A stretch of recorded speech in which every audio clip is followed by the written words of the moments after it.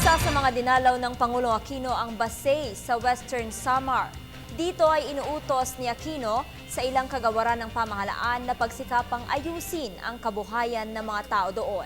Balitaan mo kami, Elena Luna. Sa pangatlong araw ni Pangulong Aquino sa Visayas Region, pinuntahan niya ang Basay, Western Samar. Doon tiniyak niya na ipagpapatuloy ng pamahalaan ang pag-alalay sa mga apektadong residente. Kasamang ilang cabinet officials, nilibot ng Pangulo ang bayan ng Basay at nakipag-usap sa mga lokal na opisyal doon.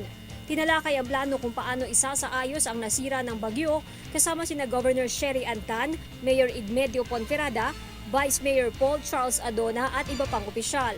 Ayon rin sa Pangulo, nagbigay siya ng direktiba kay Agriculture Secretary Proceso Alcala na maghanap ng mga binhi.